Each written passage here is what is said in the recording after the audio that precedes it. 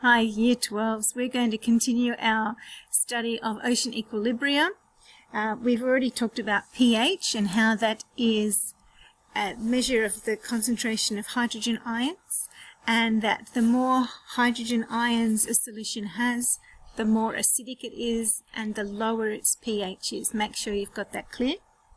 We also talked about carbon dioxide dissolving in water to form carbonic acid. So this is the cause when we talk about ocean acidification. It's due to this dissolving of carbon dioxide in ocean waters.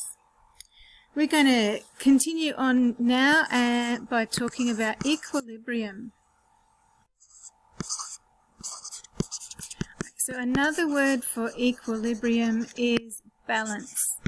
And this just means that a chemical reaction is the two sides of the chemical reaction are in balance with each other. So if more of one substance is added, the equation will move in the opposite direction to balance out the amounts of substances present. And the really important, well, actually, we'll talk about buffering first of all. So I think we mentioned buffering before.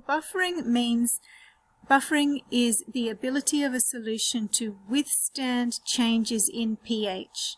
So if I have some ocean water, which is actually a buffered solution, which we'll learn about in a minute, if I add hydrochloric acid to it, the pH doesn't lower as much as if I add the same amount of hydrochloric acid to some fresh water. So if we've got two containers, one with seawater and one with regular water, and if I get some hydrochloric acid, the same amount of hydrochloric acid, add it to both of them, the pH of the seawater might change from 8 down to 7. So only a very small change. But the pH of the water might change from 7 down to 3 or so on. So I've just made these numbers up, of course. But this buffering is the resistance to changing pH. So the pH, when you add extra acid, the pH changes only a little bit. The ocean is a buffered solution due to the presence of these carbonate buffering, these carbonate reactions. Okay, so we call this the carbonate buffering system. So we start off with carbonic acid. It dissociates into carbonate, which further dissociates into carbonate. So we'll just label those. Carbonic acid, which we know is caused by this dissolving of carbon dioxide in water. Then we call this one bicarbonate. Sometimes you'll see it labeled as hydrogen carbonate. And this is the same as the sodium, the bicarb in the sodium bicarb in your pantry. And this one is the carbonate ion. And we know, of course, this is very important for living organisms. Notice that there are hydrogen ions being produced in both these stages of the reaction. Okay, both these second stages of this reaction. So these hydrogen ions are making the ocean more acidic. So let's get on to the equilibrium problem here. I've said that the ocean is more acidic, so if that means that there are more hydrogen ions present, okay, all of these hydrogen ions are causing this equation to be out of balance. So in order for the equation to maintain equilibrium, the reaction moves in this direction, okay? So all these excess hydrogen ions are causing the equation, the reaction, to move to the left, to produce more bicarbonate in order to remove some of these hydrogen ions. This is a great system because the ocean pH is relatively stable due to this carbonate buffering system. It's a great system until we think about what's happening to these carbonate ions. Okay, that's supposed to be a 2 minus there. the carbonate ions are being removed from the system due to the excess hydrogen ions. So the excess acid is causing this carbonate to change into bicarbonate. And this is going to be a big problem for sea animals which use carbonate as part of the limestone skeleton.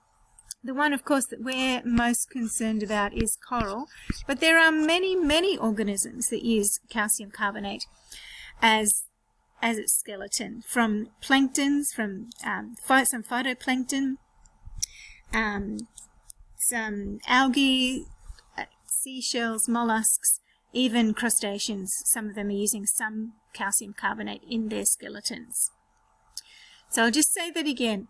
Excess hydrogen ions here caused by ocean acidification are changing the equilibrium. They're driving it to the left, and this is then reducing the amount of carbonate ions. Those carbonate ions are being transformed into bicarbonate ions. So how does this ocean acidification then affect marine organisms? So if we have an increase in hydrogen ions, it causes the reaction to progress from carbonate is changing into bicarbonate in order to balance the reaction. So the amount of carbonate is reducing.